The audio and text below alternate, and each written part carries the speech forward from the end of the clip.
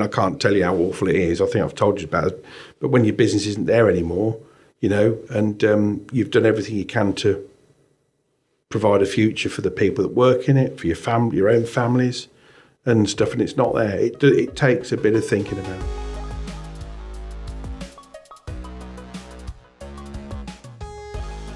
Hello, I'm Don Weatherall, your host of the F5 podcast, brought to you by Intercity. Today, I'm really lucky to be joined by Paul Abbott. Paul Abbott was the group director for the Knights of Old, which is one of 5 companies as part of the KNP Logistics Group. And Paul's going to talk to us today about the unfortunate stories that unfolded at KNP Logistics with regards to them having to ultimately close the doors due to a cyber attack. Paul, welcome to the podcast. Thank you very much, Dom, and I'm very pleased to be here and to share some experiences that I hope other people will benefit from that information. And I started with the company in 1987. During that time, I'd seen IT evolve from a very basic on-prem. When it got warm, it slowed down. And so as we grew, as we evolved, as technology started to sort of speed up, and even at that point, there wasn't the risk of internet was not a massive thing. Cybersecurity wasn't heard of really, and risks were, yes, you'd have a firewall, yes, you'd have a backup, and there was more focus about disaster recovery in case there's a power cut. Have you got a backup? A fire? What are you going to do? So on that journey of IT investments and budgets, at what point was the cyber risk on your radar? Yeah. So, and it was viruses that were the threat. It wasn't really the ransomware. It was somebody get a virus and it would just go and sort of close your system down and got a bug in it that, somebody said, give me 20 grand, I'll give you the bug fix. And in terms of insurance would sort of didn't segregate cyber or internet risk. It sort of fell within your business interruption. So you felt you got an element of cover. You're only going to find out how good it was when you tested it. Unfortunately, that was too late. But essentially leading up to our attack, we procured an extremely good policy. As a business owner, we felt if an insurer is going to give us a policy for £1 million, then we must be in good shape. Yeah. We've got ISO 27001. We've got offsite backups. Now I'm using terms now that I probably wouldn't have used before the attack. So these are, I wasn't leading our IT. I wasn't the head of IT for our board at the time, but because of my involvement post-attack, I sort of adopted that sort of leadership. So there's a few things I learned as a business owner, as a non-tech person, that have proven now to be quite important. And that's where I really want to help people make some decisions about what they should do for their businesses. Obviously, this feels like a good point now to talk in detail about the cyber attack. So KNP Logistics Group, as we mentioned in the introduction, the parent company to Knights of Old, unfortunately went into administration in September 2023 after a cyber attack. How did the cyber attack occur?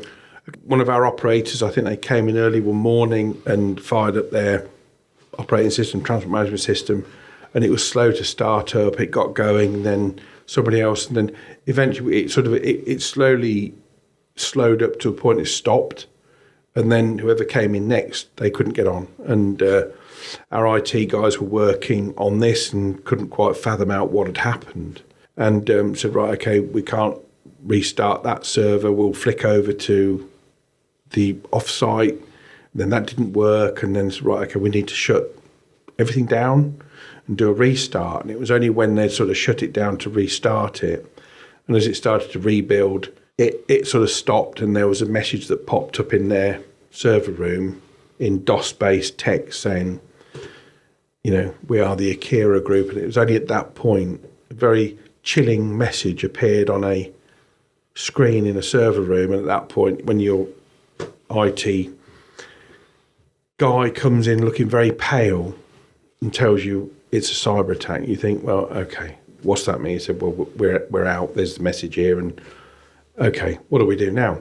What was your initial feeling or reaction to Well, that? it was a very cold feeling because we thought, right, okay, what does this really mean? How bad is it? Because we'd got a very robust training, ongoing staff training thing. So phishing was something that we'd sort of countermeasured that pretty well. Because that's a cultural thing. It was a culture as well. thing. We drove the culture, and we have to sort of say, to the guys in IT that can be seen as a bit of a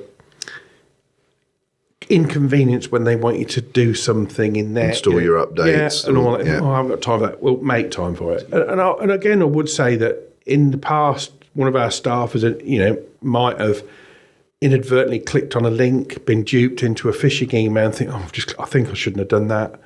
They've reported it. The IT team got it, contained it. So even from business, you think, actually, we're in good hands here. We're in good shape. But in this case, unfortunately, no. So what was the next steps? What we got this, and fortunately, we were able to call a helpline number for our insurer because obviously we'd taken out insurance. Within 10 minutes of a phone call to the call centre, I'd got a very experienced, a very comforting voice on the other end of it. High level, Paul, but over what time period? What was the event? So this message had said that we are the Akira Group. We are this. We've corrupted this, encrypted this. Contact your insurance companies if they knew we got insurance, and get them to contact us, and we'll negotiate payment in crypto, Bitcoin, whatever. Yeah. And obviously we conveyed that to the forensic guys. But so that was sort of the Wednesday evening, and by Thursday morning we'd got 7 or 8 people in our offices with their own equipment, shutting us down, telling us what we've got to do, and get it started in the clean and reinstatement process. And we part of the insurer's guidance, the loss adjusters, right, there's a company in the States that we could call. They're seasoned negotiators, so anything we recommend you engage with them. You'll pay a fixed fee, no win, no fee. If you don't, you don't pay it. And we had a conversation with them on the Sunday afternoon in the States, telling us how this would work. They were familiar with the Akira Group and the process and the protocols of how we would deal with it. And really, from that point, so we're sort of 3 working days in and a weekend in at that point, and we were completely encrypted. So first server, second server offsite was encrypted. We got nothing going on. We were writing orders out with paper. So entire business systems completely down. And we kept the customer base going. We serviced it. We kept business trucks moving. It was hard work, but we got a cracking team around us that knew how to write orders out, knew how to speak to people. But not sustainable. No, completely not. We made the decision that weekend that we were going to reinstate rather than pay a ransom because we didn't know what the ransom was going to be. Yeah. Time was moving on and we needed to get things moving. And we did. So we made a decision that Monday morning that we were going to rebuild and work manually. And the manual work went on longer in some places than others because obviously depending on what the system was. But essentially a month to get some stability in. And it felt like an age. But, hand cranking everything. I didn't go into my office for 7 weeks. I was officed with the forensic team. So we were told by the forensic team that came in to set expectations, right, you are going to be in a mess for 2 weeks before we can even start to rebuild something. So they set expectations that sounded quite daunting. But it was almost like, to an extent, we were on adrenaline. We were always very responsive. They could only keep it up for so long. And they did. The forensic team as well did also coach us through, including me, about potential risk of burnout.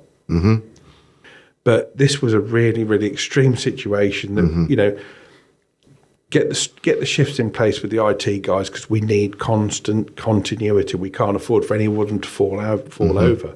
And at what point it's important. did you have to make that fundamental decision where this isn't sustainable? We can't survive like this. Okay, in terms of operational, it was, we just had to keep working to get things rebuilt, and we got them. We knew that it can only last a month, 6 weeks before People are going on holiday. Yeah. And that included me, by the way. So, and it was important that we tried to keep some of those things. But as a business, it was more about the fatigue of the people to keep the manual things going. How long that could stay for, I don't really know, Dom, if I'm honest with you, and I wouldn't want to. But I think. So, at what point did you make that? Was the decision made to go into administration? So that was a slightly different situation, because by the time we'd got to sort of August, we were in a good place. We'd got everything restored. We were now sort of back to normal. So within 2 months, we were back to normal. What I'd say back to normal, all the systems were working. There was a lot of catch-up still to do. I mean, with proof of deliveries, that were corrupted. We got lost the proof of deliveries. They're still encrypted. To get those back was virtually impossible. And it was, as time went on, 6 to 8 weeks into it, the pressure from the funders, because we couldn't report on the MI in the normal fashion, 6 weeks in, and we still couldn't restore the purchase side of we'd got the forecast, we'd got sales, we'd got invoice going up, got cash coming in, but we couldn't restore the financial side of the business. It was too much affected, and we couldn't restore it quick enough. That decision was made, obviously, at a high level within our fund, from our bankers, to say, look, although they were constraining our spend because they hadn't got visibility about what our cost was, they could see our sales, they could see that. But there are protocols in place with banks that says you have to report this in this format. And we'd sort of spent all the sort of favours, if you want, I suppose, flexibility that could have been allowed to, we'd spent it all.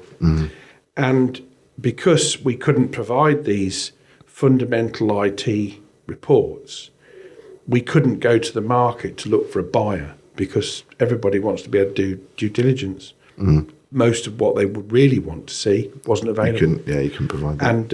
And some of the best practitioners out there that were working with us, and they worked with us very well to help us, they just couldn't go to a market. So it was a very unconventional market, limited market, high net worth individuals that will, for the want of a better, take a punt. And and that was limiting. So we hadn't got any options, and we were told, well, you've got to put it into administration. We had to do that to protect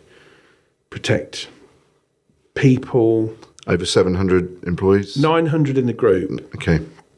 150 of which, 170 of which were part of that portable business that I mentioned, and there was a buyer for that. There was a buyer that took that on. Didn't have to pay much for it because obviously it got a bit of debt in it and what have you. The other 750 redundant straight away, apart from a few that were retained warehouse operatives, but essentially most of them were made redundant pretty much immediately. Good thing was, for us as shareholders and as people, most of those walked straight into a job. Yeah. It was a fortunate time, whereas they're good people. That's why we had them, and that's why we're hang on to them. And how difficult question, but how did it impact you personally, your home life, welfare? All the things. I mean, people might think, well, if you're owning a 40% in a £100 million business, you must be well shod. You've got the holiday home and somewhere. No, we didn't live like that. We invested most of what we could have had out of the business back into the business. Our priorities were definitely firmly in the interest of the company. We could have probably looked after ourselves a bit better, but if we'd got private healthcare, if we'd got a regular, reasonable salary, we'd got a company vehicle, all of a sudden that's gone. Life insurance, we'd got life assurance across the whole group for everybody. There was a death in service benefit, which included myself and my fellow shareholders, but it's gone. And then if you want to go and get life policy now at 58, give it a go. Obviously very difficult decision, and ultimately, closing the doors due to that cyber attack. Yeah. What would you advise other business owners? Well, it goes without saying. To try and avoid that. Well, we, as I've said previously, we felt we were in a good place, and the endorsement was for us the fact that we'd seen cyber incidents, phishing incidents, being well managed by our internal team, which is a testament to their quality and their expertise, and the fact that a well-known insurer, worldwide insurer, would give us £1 million policy on the back of what they saw, what they knew about us. Sort of gave us an ownership as think, well, we're okay. We must be ahead of the game here. Mm-hmm. There are other dimensions that are out there that most businesses wouldn't be aware of. We're now aware of those, and that's why I would encourage anybody to work with their IT teams and not just see it as another expense. Oh, they just want some more money for this, and they just want to go shopping on. It's not that. This is another dimension, a specialist area that, as I say, businesses need to be aware of the dynamics. You think that ownership and understanding sits at the board level? Oh, I definitely do, because it's in many cases the people that sit on shareholder board level, that C level in a business, not necessarily technically based, because they've built a business. They're the entrepreneurs. They're the people that do the selling, do the trucking, do the ops, and people I know business. They sit in traffic office. They sit and run the traffic team every day, and that's what they do. They've got finance people. They've got accountants. That's how they run their businesses. But make yourselves aware of what's going on here. And I'm not trying to sort of say I do want to put the fear of God in, because I don't think you'd underestimate the risk. The vulnerability. It's not if, it's when. This morning, you've been hit 50 times by this group in Russia, and it's bounced off Czechoslovakia, Czech Republic, it's bounced off Romania, it's bounced off New York, and now it's back in the UK. They're using it was incredible. It was cyber. It is cyber stuff you see in films, and it's real. And the vulnerability is there. It's just a case of really how clever are the attack groups, and they are very clever. How do they get in? Whether it's through a password breach, whether it's through a phishing email. Once they're in, and they might be coming in and out for weeks, months, harvesting data, see what you've got, and see how big the prize could be, and then use that against you. And then you're encrypted, you're scuppered. And some of the people, friends that I know, talked about it, and I've said, have you? I said, get a health check, get somebody to come in, get an independent in. It's a specialist thing, and you need a good partner, independent company to come and work with you and your team to put the relevant security measures in that can help you protect, because their job, their focus, their business is protection. So they have to continually keep these measures, countermeasures going against the attack groups, and that's what it is. It's a one-upmanship all the time. So would that be your key advice to other business owners? You've got your IT teams, your tech people. Let them focus on running your day-to-day business and your systems and recommendations for upgrades of software and things like that. The protection part of it, get the experts in to look after your security measures, cyber security, and link up with a good partner. Give it the investment, give it the focus it deserves. And the investment doesn't need to be massive. We'd got part of our ISO 27001 was the fact that we'd got our own in-house team, robust, good expertise, training programs, all that sort of stuff, great. But they insisted that we had a third-party managed services company externally that we could call upon. So we weren't totally reliant on our own team. It was a backup, thing. And we were paying not an insignificant amount towards those services, but actually when it came to it, it didn't give us anything that we thought it might give us, especially at the time we needed it. And that was money that was going out, again, a five-figure sum that could be spent better on security. Paul, thank you. I've got one final question for you. Sure. If there's someone else that you could see on our F5 podcast, someone that's inspired you, someone, the human side of tech as a theme, who would you recommend to feature? I think it would have to be the loss adjuster that was appointed by an insurance company, who was a specialist in cyber risk, situation management, incident response. Mark Hawksworth from Sedgwick's was extremely comforting under very difficult times to tell us what to expect, tell us how it's going to work, and introduce us to some really powerful people. And he was a very busy guy, and he is still a very, very busy guy, because this is happening all the time. Yeah. But I think Mark was the guy that took the call from me on that Wednesday evening and made things happen.